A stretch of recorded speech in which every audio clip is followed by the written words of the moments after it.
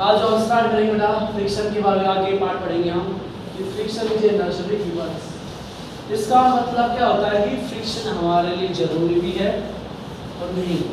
कई जगह ऐसे है जहाँ पे फ्रिक्शन एडवांटेज के रूप में हमारा यूज होता है लाइफ में, कई ऐसी जगह भी है तो वहाँ पे हमारे डिसएडवांटेज, ठीक है। तो ये हमारे जरूरी यूज है, मतलब इसको यूज करना ही पड़ेगा, इससे एडवांटेज भी और डिसएडवांटेज भी है। तो आज जो हम डिस्कस करेंगे एडवांटेज ऑफ द फ्रिक्शंस, ठीक है। Firstly we discuss about the advantage of friction. अब फ्रिक्शन का पहला एडवांटेज क्या है, हम यदि वॉक कर पाते हैं, चल पाते हैं, तो उसका रीजन क्या है, फ्रिक्शन। वॉक तो फ्रिक्शन फोर्स होता है वॉकिंग के दौरान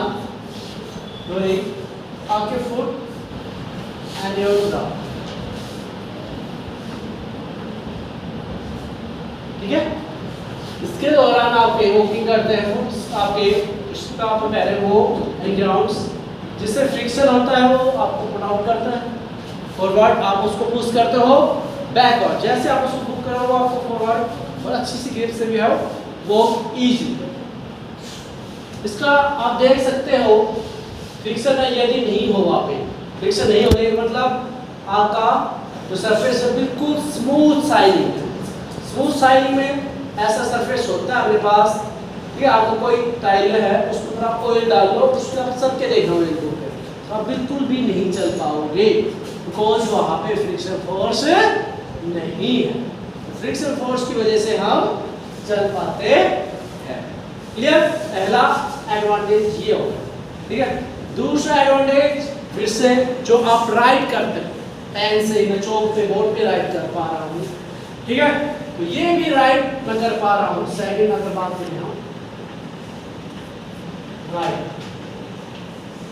इन नोटबुक और बोर्ड कहीं भी राइट करते हो, ठीक है। यदि फ्रिक्शन नहीं होता तो मैं यहाँ पे राइट नहीं कर पाता बेटा। Due to friction we are write और आप उस चीज को देख पा रहे हो, पढ़ पा रहे हो। यदि यही सरफेस बिल्कुल स्मूथ शाइनिंग होता, कोई नहीं होता, क्या इसके ऊपर चौक चल पाता? फ्रिक्शन वहाँ पे नहीं, ये सरफेस है तरफ से है जिसके ऊपर इजीली चल पाता है, ठीक है। तो फ्रिक्शन फोर्स के कारण हम लिख पाते हैं, राइट कर पाते हैं, जितने वर्किंग हो विदाउट राइटिंग हमारा काम होता है, एग्जाम भी नहीं दे पाते हैं। जो ऑफिस है बड़े बड़े वहाँ पे पहले यूज राइटिंग का काम होता है, लिख पाते हैं, ठीक है। एनी पार्ट में वी हैव यूज राइटिंग ना, ठीक है। वॉकिंग राइटिंग होगा अपने पास, ठीक है। थर्ड की अगर मैं बात करूँ, आपके पास जो व्हीकल्स होते हैं रोड्स के ऊपर वो ट्रैवल कर पाते हैं, तो उसका रीजन भी क्या है अपना फ्रिक्शन। कॉज हो जाए friction, vehicle move on road, जो व्हीकल्स अपने मूव कर पा रहे हैं रोड्स के ऊपर, उसका रीजन बेटा जी क्या है, फ्रिक्शन फोर्स। क्योंकि जो टायर्स होते हैं व्हीकल्स के टायर और अपना रोड के बीच में बेटा जो फोर्स, कॉन्टैक्ट ऑफ फोर्स है, उसकी वजह से हमारा व्हीकल वहाँ पे मूव कर पाता है, तो वो उसका रीजन क्या है, फ्रिक्शन फोर्स। क्या है, फ्रिक्शन फोर्स। अगला बात करूं मैं फोर्थ नंबर की, अगर मैं बात करूं, आप वॉल्स के अंदर नेल्स लगाते हैं, नेल्स कील जिसको हम बोलते हैं, नेल्स या nails into the walls by help of hammer की हेल्प से कील खुलवाते हैं ऐसे, जैसे कि हमारा अगर मैं एग्जांपल करूं, बोर्ड के ऊपर ये लगा है कि कोई फ्रिक्शन की वजह से रुक पा रहा है, ठीक है। यदि ये बोर्ड यहाँ पे रुक पा रहा है, लेस लगाई गई, तो जो लेस लगाई due to the friction, due to the, यदि लेस इस पे नहीं लग पाती, सरफेस बिल्कुल स्मूथ शाइनिंग ऐसा, तो उसके अंदर कील नहीं जाती, फ्रिक्शन होता नहीं, तो हमारा नेल्स इन द वॉल भी किसकी हेल्प से जाती है?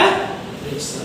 ठीक है, तो आपको समझ में आ गया होगा जो हम हैंगर वगैरह भी लगाते हैं अपने घर में, ठीक है, तो हैंगर वगैरह भी लगाते हैं उसके साइड में नेल्स लगाते हैं, तो नेल्स लग पाएगी तो हैंगर रुक पाएगा। तो उसके लिए आपका जो फोर्स रिस्पॉन्सिबल होगा बेटा जी वो होगा फ्रिक्शन फोर्स। कौन सा होगा? फ्रिक्शन फोर्स वो होगा। अगली जो बात करते हैं हम मतलब यूज होता है अपना मैचिंग स्टिक्स।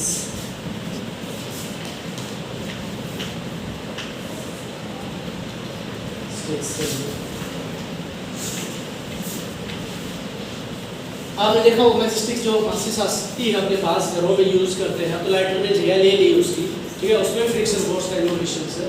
और बाकी स्टिक्स में क्या होता है, आज बात करते होगी कि ये स्टिक्स है तो उसको ऐसे करते हैं सर पे क्या करते हैं, जैसे उसको रब करेंगे वी गो आउट फायर, करेगी वो फायर। तो फायर प्रोड्यूस हो पाई इसकी वजह से, वो जो फायर प्रोड्यूस होगी बेटा जी वो क्यों हुई कि आपके जो सरफेस में क्या है, जो स्टिक्स है उसको हमने रब किया, किसके साथ रब किया?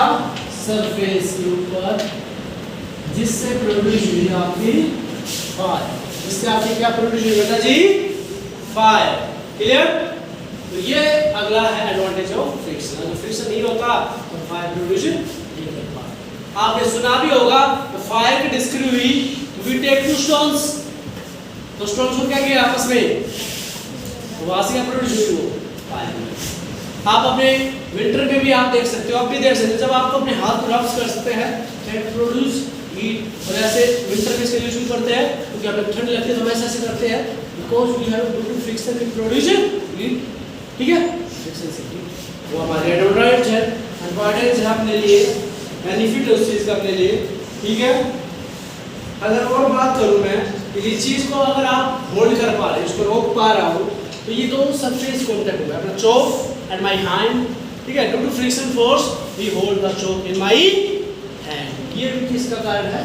फ्रिक्शन के कारण है बेटा। इस चीज को हम अगर होल्ड कर पा रहे हैं तो ये भी फ्रिक्शन का एडवांटेज है अपने अंदर। ठीक है, यदि आप किसी ट्री के ऊपर चढ़ पा रहे हो, ट्री के ऊपर